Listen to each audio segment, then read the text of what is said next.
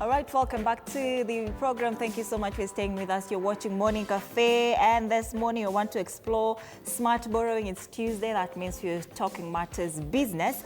We want to explore what smart borrowing truly means in the staff economy, how Kenyans can make informed borrowing choices, and of course, what responsible lenders are doing to promote financial discipline and not just indebtedness. So my guest this morning is Jairus Andiva. Jairus is the head of sales and collections at ASAP Credit. Jairus, welcome to the show. Thank you so much. You're ready for me? I'm ready for you. I'm ready for you too. Thank you. All right, and if you do have a question for Jairus here with regards to ASAP Credit, then we do welcome you to be part of this conversation on our socials, TV47 Kenya on Facebook and on YouTube, on X, at TV47 Digital. You can tag me as well at Ann_Did, and we'll be sure to read your feedback this morning. If you want to take some loan, then maybe this is the segment for you this morning. Then Jairus, I want us to first of all get straight to the point. Yeah. What does a smart borrower mean to you from where you sit? So good morning. A smart borrower, according to me, is a borrower who has planned himself. Mm-hmm. He knows he wants to take a loan, and he has got something he wants to do with it. Mm-hmm. And then he has assessed he or she has got the ability to repay back that loan. Mm. Yeah. So, you know, when I saw we having this conversation, I posted it online because I wanted people to engage with us and, you know, ask you question if at all they had. And somebody asked me, what does ASAP credit mean? Because, you know, we know the ASAP, that's the general, when somebody tells you, I want that thing ASAP, mm-hmm. we know that meaning. But when you're looking at it from your vantage point, ASAP, what does it mean? It means as soon as possible. Just like that? Yes. So I know you're operating from, there's a lot of credit lenders, about 40, if I'm not wrong. Yeah, then what distinguishes ASAP from, you know, other CBK regulated creditors? With ASAP, we came up with a unique lending model where we work with the client in the journey of lending. Mm-hmm. Before we lend you, we're able to sit down with you, discuss with you about the loan, how you are going to repay it, your ability, mm-hmm. and then we also teach you on financial management. Mm-hmm. So it has made us to be unique in the market because we work in the client from the first day he approaches us, mm-hmm. to the last day until he's able to make repayments. So we're able to plan with you and tell you want a loan of 100,000. Mm-hmm. This is how you're able to repay it. Mm-hmm. And we discuss with you what is your financial obligation, how much can you commit to us. Mm-hmm. And then we have also become unique in a way that mm-hmm. when you are unable to repay the loan, mm-hmm. maybe you are facing financial challenges, we have that room for discussion. Mm-hmm. We shall not just come and give you a penalty, no. We give you room, come and we discuss and say, I was to pay 10,000, but I'm having a few difficulties. Mm-hmm. Allow me to be paying 5,000 as we walk through with you in this journey. Mm-hmm. So we try to make it a loan to be friendly to you, mm-hmm. not something that is going to make you be so stressed up and feel like giving up. Mm-hmm. So we are trying to make that environment to be conducive, mm-hmm. for our customers. All right. Yeah. And when you talk about you bring in, you know, your customers to have this conversation with them one-on-one, does it mean that you don't operate with them from, you know, the digital platforms, that there's a way you meet physically to have this conversation and determine the amount of loan that they qualify for? We operate the digital way. As much as you have shared your information with us, mm-hmm. we shall still call you back, mm-hmm. discuss with you, try to understand you want this loan, what do you want it for, mm-hmm. try and discuss with you your financial ability, mm-hmm. how much do you think you can commit. Then we discuss with you and tell you, yes, you wanted 100K, but from our discussion and our processes, mm-hmm. we can only give you 50,000. Mm-hmm. Reason being this, the affordability. Mm. Yeah. So as much as digital, but you're able to get in touch with you again back, mm-hmm. and discuss with you. So how do you approach this, say, delinquent borrowers from, those delinquent borrowers who just default because of various hardships, mm-hmm. vis-a-vis those borrowers who just default because, you know, they just don't want to pay. There are people who borrow for fun. I know you've encountered them. They're everywhere. But now how do you differentiate between delinquent borrowers and these ones who just strategically not to repay? When we are having a discussion with you, we are able to see from our discussions, me and you, we can easily be able to understand which kind of borrower you are, and we are able to categorize you to where we know. We can able to see and say this one is a high risk borrower, this one chances of default are very high. Because I'll give you an example. When I'm having a discussion with you, you're a business customer, you tell me you are making like 20,000 a day. Why would you come to me and tell me you want a loan of 30,000? That's already a red flag. How much should they borrow? No, because if you are making 20,000 a day, then you tell me you want a loan of 30,000. That one is not logical. It means even if you are taking things on credit, you can pay without the loan. Because your sales net of the day is 20. So you can pay your supplier today 20, the next day you pay him 10,000. I'm sure because suppliers, you have terms of credit. So from such kind of conversation, I'm able to guess and see this is a business loan client, but is a client whose chances of default are very high. Yeah. So what you're trying to say is we try to look at and discuss and see the kind of financial ability reports you are giving us. From the discussion you are giving us, you tell me, I make 30,000 a day, my expenses are this. So after my expenses, I remain with like 5,000. So we are able to discuss from there, because you will tell me, somebody will tell you, after my expenses, I remain with 30,000. But we want us to be open. You give us that discussion. Tell us, from the 30,000, these are my expenses. So I take home like 5K. You see, that one's a honest client.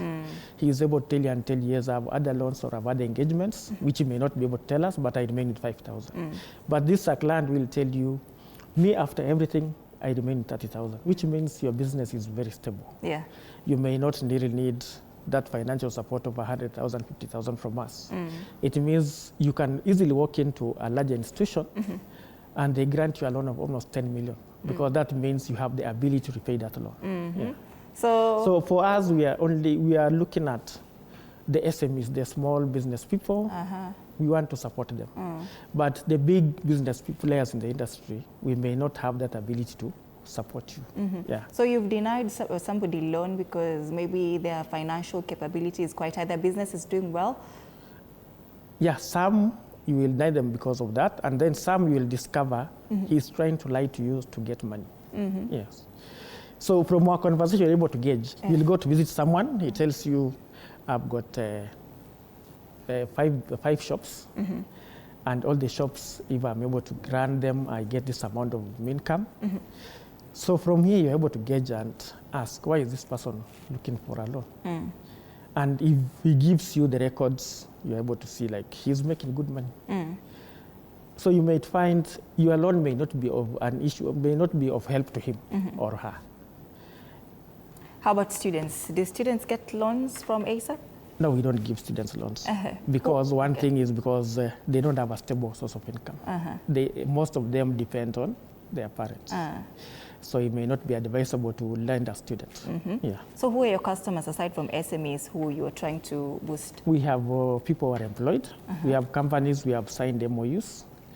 We also have others that have not signed MOUs with us, but we do with them business. You mentioned something about you visit someone you know, who has applied for a loan. But when you say visit, do you go to their businesses shop by shop and be there to communicate with them? Yeah, especially for business customers.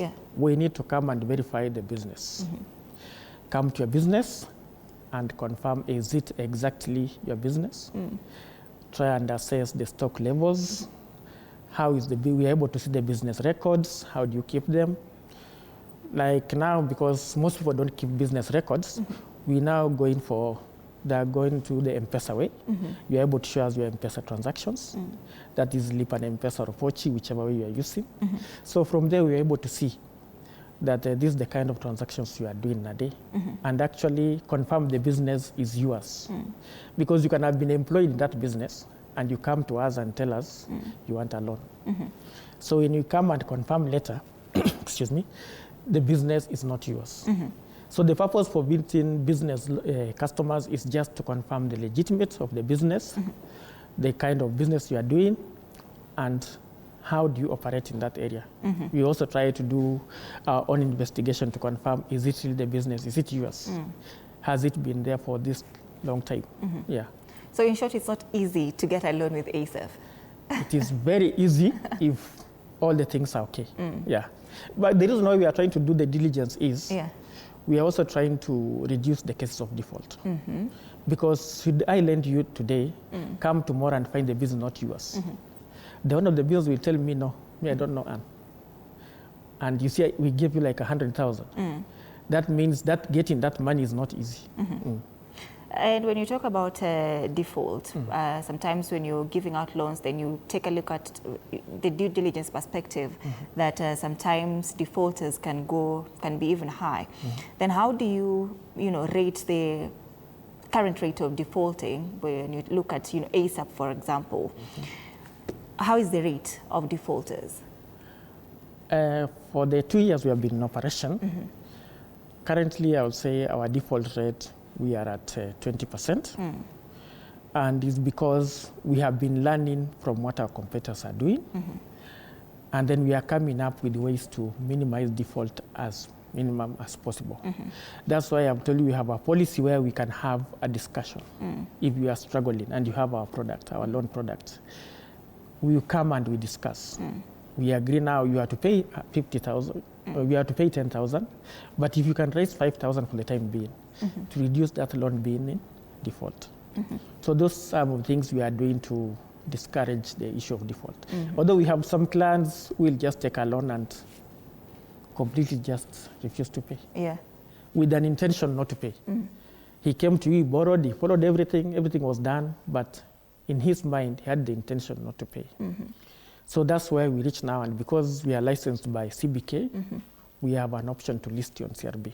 Yeah, that's the only option we can do now. Yeah. So when somebody has defaulted, the only option, what do you do before you get to that CRB? Before we reach to the status of listing you, we try always to have a talk with you, come and visit you and discuss with you, give you all the options of repaying the loan, discuss with you how comfortable do you want us to settle this.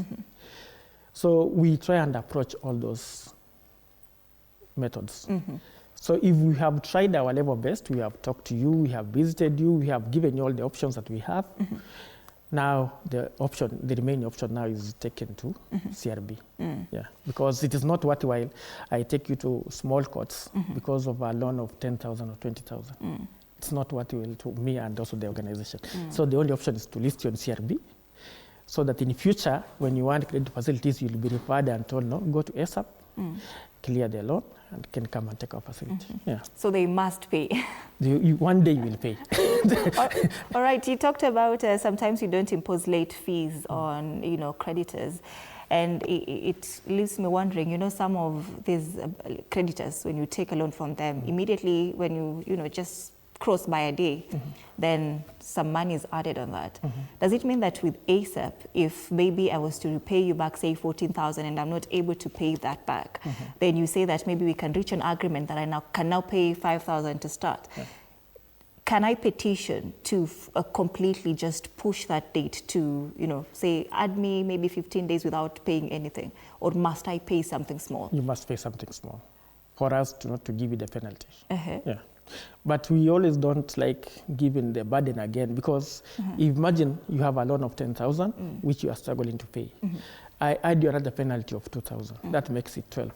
How sure am I you will pay the 12? Because already you are struggling to pay the 10. So the best is to have a discussion with you and agree on this 10. Let's discuss. I'm able to raise 2,000 today.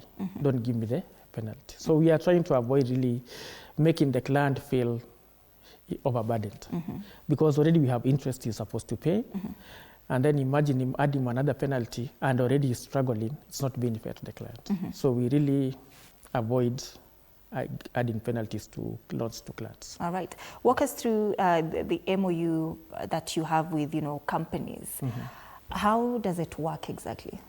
So when it comes to the MOU, we sign an agreement with your human resource manager or the directors, where they agree the employers will be getting credit facilities from us, and then the finance office will be deducting from your payslip and submit the check to us.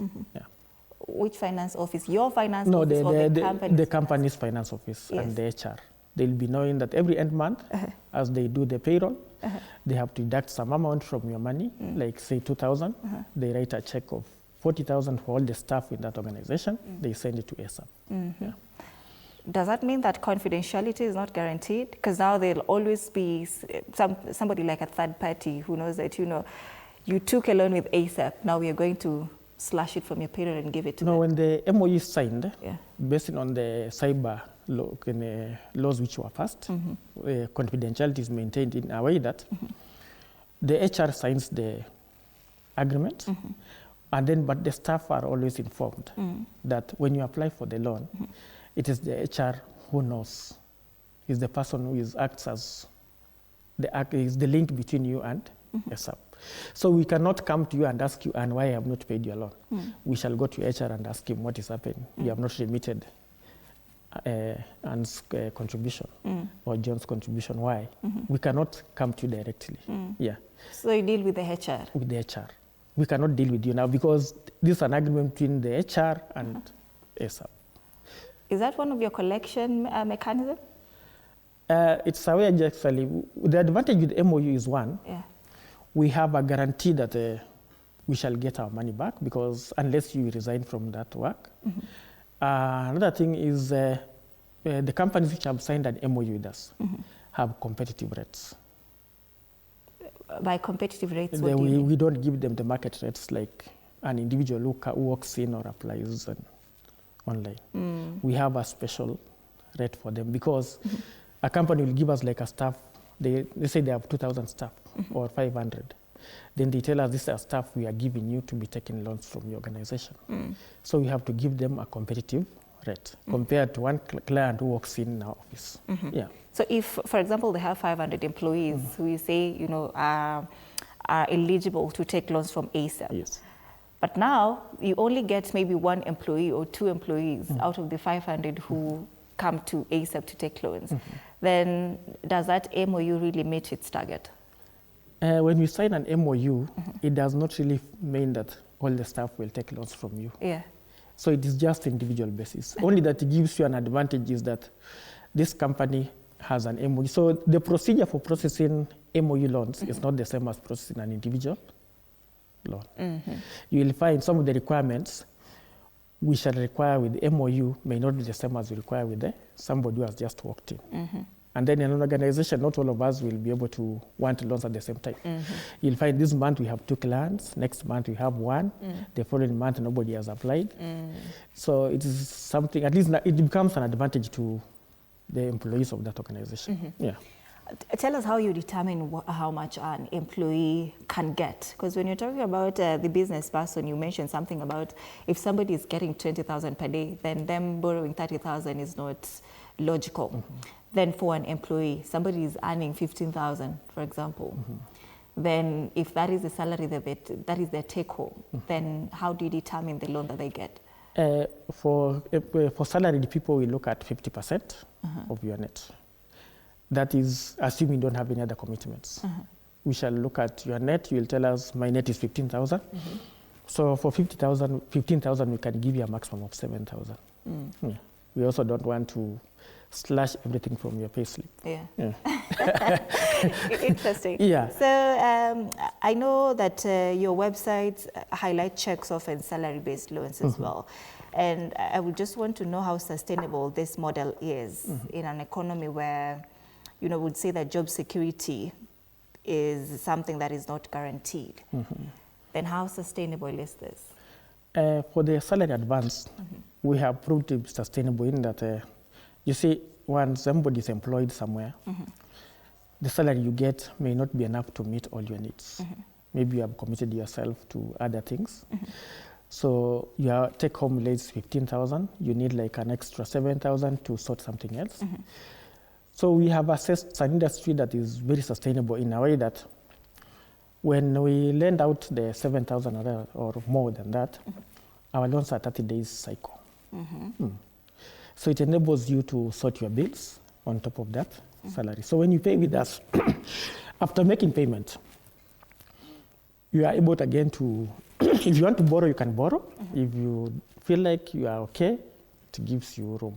And then the issue of job security, which has also become an issue, that you get a loan today, tomorrow somebody is sacked. Yeah. That's why we have that option of discussion now. Yes, we have given you a loan today, tomorrow the company tells you we are doing downsizing, and you are among the affected employees. We have no control over that. So the best we always tell our customers, if you have any challenge, ASAP is open for you. Come and discuss with us. Because we can give you a loan today, tomorrow you are fired, something happens. Come and we discuss and see now, what do we do about this loan we had given you. So that's what is making us have that room for discussion. And how do you decide on the interest rates? I know you say that, I don't know if it's different from salaried employees and just regular people who are borrowing from ASAP.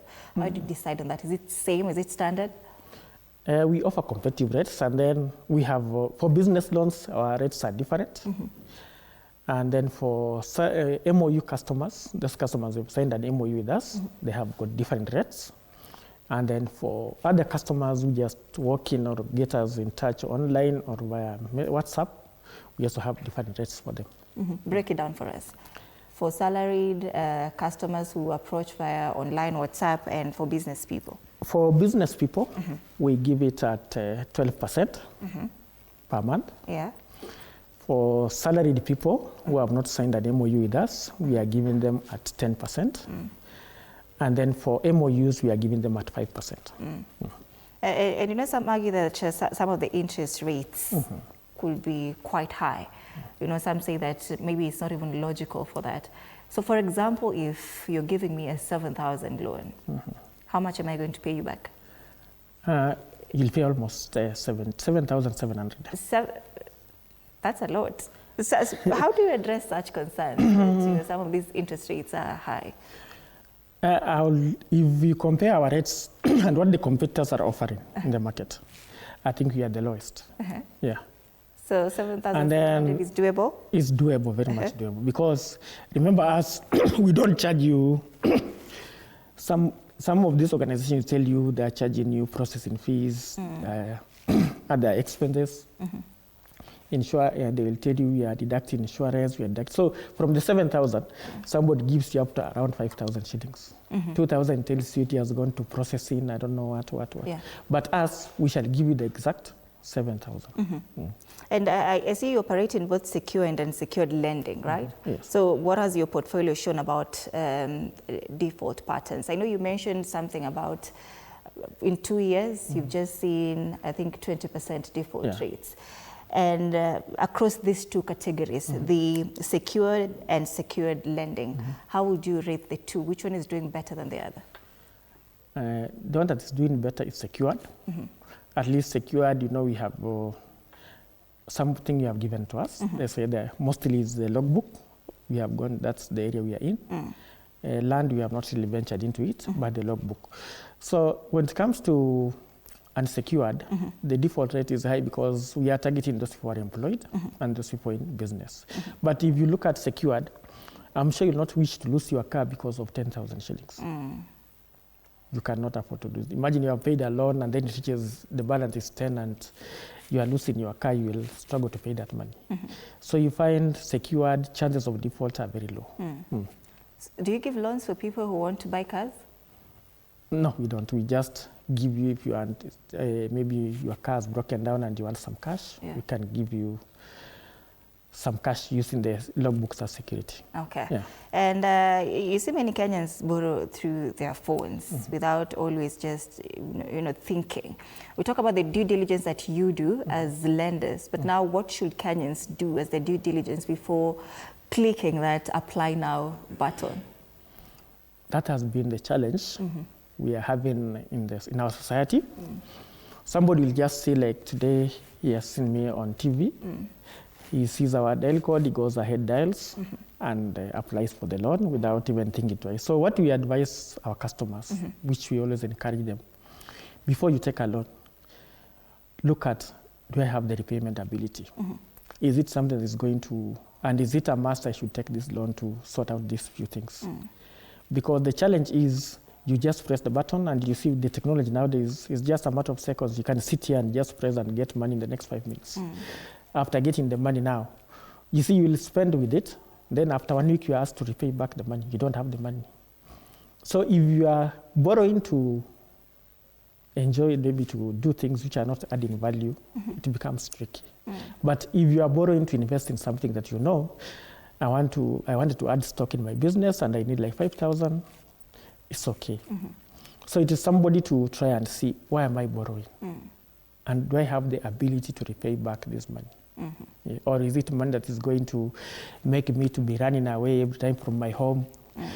I avoid phone calls. You see, such things is good for somebody to think about. Our society now, it has become tricky because of technology, you cannot really limit some few things. That's why we are able also, before we approve your loan in the final stage, we are able to at least discuss with you what the purpose you want this loan for, what is your ability to pay back. You've talked about people running away from homes, and now that brings me to the collection method that you use. Do you go door to door to take your loans? Because I've seen some creditors who do that. They come to your apartment, they come to your place of work, they call your friends, they call your parents. Do you do that? No, with the current protection of customer privacy, we are not allowed to do that. With the CBK regulations, we cannot do that. We are trying to come up with diplomatic ways of collections. Yes, you have defaulted our loan, but you cannot harass you or harass your colleagues unless you have given us the consent and tell us now that when you apply for you give the consent and say you can contact my guarantors in case I am unable to repay. That should come from you in writing that you are giving us the go-ahead to call your people and ask them to assist you pay the loan. But for us now, we use diplomatic ways of engaging you, discussing with you on how this loan is supposed to be paid. Because if we start doing the violent way of coming to your homes, harassing you at a place of work, it will tint our image and we may lose our license of lending. So we have to go past the government regulations. The same way I cannot take you to court because of that. Yeah. There's a question coming in for you, that how do you turn these loans to opportunities? If I will take it this way, for you, when you borrow from us, we always encourage responsible lending, borrowing. And then we want to see, some of our customers, we have got customers who have given us key stories that they took a loan with us and their businesses have grown they have seen changes in their business. Some, they will tell you, I've been able to see my children, they're doing well in school because I'm able to pay fees on time. So we are able to follow up with our customers. Give us a testimony. How has the loan been? Assisted you? How was our service? Which areas do you want us to improve on? How did we process the processing time? How was it? We always get customer feedback. Yeah, and from that we are able to see, yes, this loan is doing well in the market. This is the customer response. Yeah. With ASAP, does the loan limit grow? Yeah, it grows. Currently, what determines that? We look at your repayment ability, and then we, like in business, we are able to discuss with you again. We gave you a loan of 50,000. How has it assisted you? When you walk us in that journey, you will tell us, you see, my sales have increased because I've added this and this in the new stock. So we ask you, what do you think now? The customer will tell you, next, I think, if I can get 70,000, it will assist me. So we're able again to discuss with you, yes, you want 70. Are you able to pay like 7,000 every month? Are you able to pay like 10,000 every month? Then we discuss with you again. So we're able to, the limit is grown as per your ability to repay and then your repayment time. Are you able to pay our loans on time? Let's say we give you a loan and agree by date 5 you should have paid, and you always pay by date 4th. It helps the system to know that this is a worthy borrower. But a customer who is supposed to pay date 5, but he pays around date 10, we are able to see that this customer is struggling. this loan, we gave him a loan of 50,000, but he's not able to pay on time. It means he's struggling to pay the loan. So what do? Let's give him something he's comfortable with. From 50, we can give you 20 until you now. If you pay this 20 on time, we shall be able to assess again and see, can we make it now next 30? Yeah, because we don't want also to give you a loan the way I would say to keep on straining you to make repayments. Yeah. And then considering again, we have the business environment, which has got challenges. You might be doing well this month. Next month, something just happens and the business goes down. So you see, again, it will affect your repayment ability. And that's why we encourage customers always to give us feedback. In fact, at times we just call our clients and find out if you're a business person. How are you doing? How is business? We not necessarily to ask you to pay the loan, but we just want to know how is the business environment? How are you doing? Then the client tell you, you see, last week I was having this and this, and it has affected me. So you are able to work with the client in this journey, just to find out how he's doing. You will find us field officers going to visit the client, the business loan client, not to make him to pay the loan, but just to find out how he's doing. At least we are able to work with our clients from one step to another. Even when he has the lowest moments and the good moments, we're able, from that interaction, yeah, he just came, we were passing by and went to say hi. You see, we have got a impromptu visits. Yeah, just to find out how you are doing, and also assist us confirm, yes, actually, this person is still doing the business. The business is there and the business is legit. Because when I just come and tell you, I was just passing by, I wanted to see so-and-so, but decided to pass by and say hi. We're able to see, the business is doing well, or maybe he has a challenge in this and this. So it helps us to work with the customer in that journey. But Jairus, when you slash the limit, say from 50,000 to 20,000, because maybe they're having hardships in repaying back that loan, but say that 50,000 is what, you know, is helping them in what they really need at that particular point for whatever they use it for. But when you reduce it to 20,000, then it beats the point. Then maybe it doesn't get to help them. What we do, we don't just slash it automatically. We shall come and talk to you. Okay. We shall tell you we gave 50,000, but they have told you we work with you in this journey. We are seeing you are struggling. What could be the challenge? Is it the business is not doing well, or something has happened? So we don't just wake up and say, no, today we are going to, no. It's something we discuss with you. And some customers will open up and tell you, by the way, I took the loan of 50, but it's a struggle to me to repay this loan. Next time, kindly, I mean, I was thinking we do it like, then you ask him, can we do it next time 30,000? The client tells you, by then it will be okay for me. As much as I need the 50, but I'm struggling. So it's a journey we always discuss with you and the client. We don't just make a decision and say, no, we are moving from 200,000 to 10,000.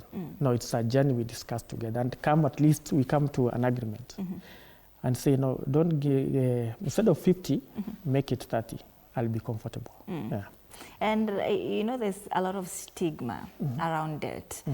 For example, I know for sure if I were to go into debt personally, me seated here, and it's, you know, it goes out there that Anne Odida is in debt, then it will be a topic of conversation. A lot of criticism will be there online. But then how do you as an organization address the issues that comes with stigma? I don't know how they come along, but maybe one of your employees breaches that without you knowing, that maybe they say that, say Anne Odida, because Anne Odida is known 1, 2, 3 somewhere, they owe ASAP 100,000 Kenyan shillings. And then we go online and everything. Yes, and they're having trouble paying back this loan. How do you address that? As an employees, we have signed the code of conduct where customer privacy is key. And should you be found to have breached that, automatically you'll be suspended from work because customer privacy is very important. Even if I was to meet your HR and maybe you are just having a conversation with him or her, I'm not supposed to indulge and start asking about Anne unless there is a problem and we have not received her payment, is when I'm able to ask her, why have we not received Anne's payment? So he's the one to open up and tell me. But we cannot go on social media and start saying, Anne took our loan and is not paying. Debt shaming is a very bad thing.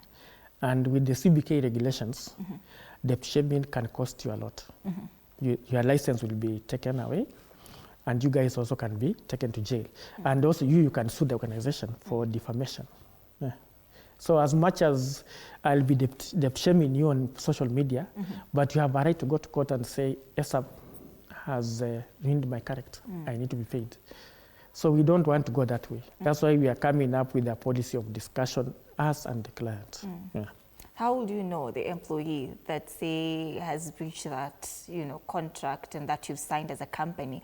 Because nowadays they use bloggers. They will not come there and use their own account. And they will use a third party to, expose you. How do you know that it's this particular employee? You see, like us as an organization, we have got different sections. We have the marketing and collections.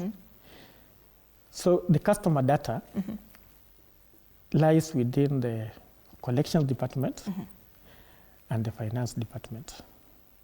So anything happening to Ant's data is among these two departments. They are the ones who handle the customer information. Marketing may not know what collections is doing. They'll just know we have clients in TV for Cape Media. They are our clients, but they will not know specifically who is our client in that institution. What they know is just we have Cape Media are our clients, Organization B is our client. When you go to the market, let's say you are going to Kiambu Road there, we have clients near the DCI, we have a client where, but they not really specifically know who that client is. So the only person who knows is the finance department and the collections department, because they are the ones who interact with the client all the time. So from those two, one of them must have given that information to the bloggers or shared that and leaked the information to clients. Yeah. Is it possible to manage multiple debts? Say I have, a debt from with ASAP, I have it from another organization, say we did a lending app, lending app. Do you believe that one person can manage multiple lending apps? It's not possible. Why so? The moment you find yourself overcommitted, you'll find yourself in a situation where you are not able to pay those debts. Because what happens, you will borrow from Peter today, the repayment date he tells you is debt 10. Come debt 8, you go and borrow from Mary. He tells you the repayment is on debt 15. A time will reach, and your income, remember, is you are using the same income to borrow from all these people. So it reaches a stage now, you are supposed to repay these debts to all these people. Remember, Peter may not listen to you the way Mary will listen to you. So it has reached a stage where you have a debt of 200,000, your income is 50,000. All these people are on your neck. They want their money. So to avoid such, it's not possible to borrow from all corners and be able to repay. That's why we really teach our clients on management of debts. And if you look at our loaning procedure, when you share with us your M-Pesa statement and bank statements, from that we have a system that is able to dictate and see this person has got loans from these organizations. The total loans are almost 100,000. This person's income is 50,000. So if you add him again, it means he won't be able to repay these loans. And then you see us, we have not reached a stage where we buy off the loans. We are currently not in that position. But if we're in an institution where we can buy off all these loans, repay them, and you have one loan, it could have been easier. So after assessing that, we are able to see, Anne cannot manage. Yes, she has got a good pay slip, but look at her commitments. We don't want also to send our customers to depression because of debts. Yeah. There's also that argument that debts are not necessarily bad, that we have, good debts and bad debts. From where you sit, how would you differentiate this to a good debt from a bad debt? I would say a good debt is the one that you took when you had planned to do something. You see, you took this loan, your aim was to buy a car. You have identified your car and you have seen, yes, this is the car I want. And I need like 500,000 to top up and get this car. So this is something you have planned for it. It's a debt you had planned for it. And you go and buy the car, you're okay with it, you can service the car and still pay the debt. But now imagine taking a loan, because leo ni Friday, you want to go out and enjoy, you take a loan of 50,000. Kufika Monday, hauna hata shilingi. People, now it reaches the day of payment, you start saying now, hata hii pesa nichukua nifanyie nini? You see, now you start regretting why you took the money. So to avoid such kind of a situation, just plan yourself and see, yes, actually, do I need this loan or not? Don't take a loan to start regretting later. Or when you are sent a reminder and told your loan is due tomorrow, and you start saying, now why did I take this loan? Now it is stressing me. So it's just good to plan yourself. Am I having the ability to pay the loan? You said it's not possible for somebody to manage multiple debts. But then we've had cases of people who, borrow to pay. Say, if I have, a loan with ASAP, I have your 7,000 Kenyan shillings. But then I borrow another creditor 10,000 Kenyan shillings, and they give it to me. And then I use that to pay you. And then I borrow from you again to pay. Isn't that possible? Then the debt, you see now, the problem with that comes is that you are taking a loan to repay another loan. So you are not, it's not assisting you. What you are just doing is, yes, you are giving us the loan, making us look like you have clean books. But the problem is, you yourself, you are suffering. Because you will borrow from A to pay B. Tomorrow you will go to borrow from C to pay B. So you are just in that cycle. The loans you are taking, you are not doing them anything. So as ASAP now, yes, how do you balance meeting urgent borrower needs and also ensuring that this credit that you're giving your customer is not contributing to financial distress? When we give you the loan, before we give you the loan, we try to understand what purpose you want to take this money for. Yes. Although some customers will not tell you exactly what he wants. Somebody just tell you, I have an emergency. No, we cannot push you to tell us which kind of emergency you are. So we're able to discuss with you. And then from your financial records again, that's the M-Pesa statement and your bank statement. We are able to see, then we are able to discuss with you and ask you, how are you repaying these other loans? Because we don't be in a situation where when we ask you to pay the loan, you feel you are stressed up. We want you to be able to be flexible. When you tell us you are able to manage, yes, from the 100K, I do my budgeting, I'm able to repay my loans and remain with 30,000. So we ask you, can you commit 5,000 to us? So from that discussion, although clients will never be open, there are very few will be open with you and tell you the truth. Others will not, because he wants money. He will keep on lying to you, telling you, yes, I'm employed, but I have got my own side hustle and other things. So we just encourage customers to be open. There's nothing wrong with you telling us, yes, this is my financial position. We have had some cases where we have given our clients loans. When you try and follow up for payment, some customers will break down and they tell you, I'm tired. Assist me move out of the debt cycle. Yes. How do you assist them? Now we have to come up with a repayment plan. We ask, you see, the client has to be open. Tell you, by the way, I've reached a stage where anakuambia nimefika mwisho. I cannot pay your loan anymore. I cannot. Nadaiwa na hawa watu wote. So what do we do? Can you assist me come up with a repayment, a structure? How do I move out of this debt? So we ask the client, the way you said you borrow from A to pay B. So we ask the client now, if you are employed, how much can you commit to pay us? You tell us, I can give 5,000 every month. So we discourage the issue of you borrowing from B to come and pay us. It is better you pay us that 5,000 from your salary, reduce our loan as you try and reduce the other loans. And then after you are done with that, we shall come and discuss now and find out how far have you gone now with your debt management, because we don't want to, the way I've said, we don't want our loans to be a problem to you until you end up even losing your job just because you suffered depression and all those things. Do you have that framework where maybe you could give your customers a 2 installments option? Say, for example, that you have the 30-day option and you have the 60-day option. Or for ASAP, is it strictly a 30-day option? No, we have the option of 30 days and we have the option of 60 days. Okay. We also have another option of 1 year, but depends on the client now. Yeah. So somebody, for example, can take 7,000 Kenyan shillings. And also depends on the amount. Oh. I don't expect you to tell me you are taking 7,000 and you want to pay in 1 year. No. No. You answer the question I wanted to ask. No, that one's logical. Because if you say 7,000, then somebody's you'll watching give us, and saying, you'll give us almost 70 shillings. It's not, it's not possible. they give you 70 Yeah, shillings per month. it's not possible. All right. So it depends on the amount also. There's this growing belief that once you start borrowing, Nivo, you're never going back.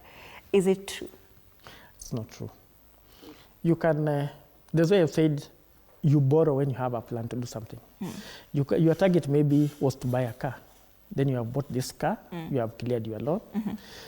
You now say, let me take a break, let's say for 1 year or 6 months, as I plan on what to do. A good borrower always has a plan to borrow his money. And you can just say, I've taken a loan, I wanted a house, I'm done with it, let me take a break. But Jairus, there are people who get addicted to this. You see how, for example, people get addicted to betting. Yeah, some say that is the same way others get addicted to taking loans. Yeah, that's the problem now. That's why I'm telling you, reaches a stage where you find somebody telling you, actually, I'm tired now. I've borrowed from Peter, borrowed from Mary, all corners. Now, I just need a break. So those are the people we really sit down with and discuss on financial management. How do we assist each other to come out of debt? So if the customer is open with you and tells you that, that's now we work with this journey with you and see how we're going to assist you to pay the loans. Can we give you a facility to clear up this point? But the problem is with the people nowadays, even if you assist him clear the loans and the payslip is clean, you have said some people are addicted to that. Yeah. And then we have cases where people borrow to go and do betting. So it's really a challenge. But we try and talk to our customers. All right. We always have a discussion. There's a question here for you. And I know it's in line, you talked about it when we were starting this conversation. Yes. You say that sometimes for ASAP, you will send people to CRB. So in one way or the other, they will still have to pay ASAP back before taking a loan from any other creditor. Yes. But for you as ASAP, the question is, can you give somebody who is in CRB a loan? Yes, we can. What do you look for? You see, it depends. Maybe you are taking the CRB because of 1,000 shillings, 500 shillings. That one we can give you. But if you have amounts of more than 50,000 and above, that one we shall not give you. But 1,000 shillings, 500 shillings, you also look at the amount he has been listed with. There is some which is manageable. So would you require them to pay back that 1,000 Kenyan shillings before you give them a loan as ASAP? Or you just proceed and we shall just proceed and blindly give you, but we always advise you to go and repay the loan. You remind them. Yeah, but we just tell you, it's okay, you have been listed, make sure you clear with the organization which has listed you. But you see, a client, one thing I've noticed about our clients is one. When somebody wants money, he's very humble. Tell him that you are this in CRB with 1,000 shillings, he will tell you, in fact, I'm going to pay right now. Okay, nipa tu pesa sahi. The first thing inalipa ni watu. All right. But after getting the money, the budget, I think, the mind forgets that I was supposed to pay this amount of money somewhere. So it is normal for human beings. Okay. Yeah. We've come to the end of this conversation, but I'd love to hear your feedback for Kenyans who are watching this morning. 3 non-negotiable checks that you would tell Kenyans to look out for before committing to a credit. One, look at the interest rates. Secondly, look at the organization. How do they handle customers? And then that means the organization should be friendly. And thirdly, look at the terms and conditions. People don't have time to read the terms and conditions which have been written on that sheet. Somebody just says, just amend your signature. And then come later and regret and say, I never knew these were the interest rates, I never knew this. So it's always good to take your time before borrowing. Yeah. All right, that is Jairus Ndiva, Head of Sales and Collections at ASAP Credit, speaking to us this morning about smart borrowing with regards to, creditors and how you can borrow responsibly. And once again, ASAP, they say, is a trusted microfinance institution committed to providing quick and convenient access to loans. And they exist to empower salaried employees, small businesses, and groups by offering affordable credit solutions that meet both day-to-day and long-term financial needs. Asante sana, Jaras, for making time. Thank you so much. All right. Yeah. That brings us to the end of this segment and to the end of the show. Thank you so much for watching. I'll see you again tomorrow bright and early. Good morning. My name is Anne Odida. Thank you so much.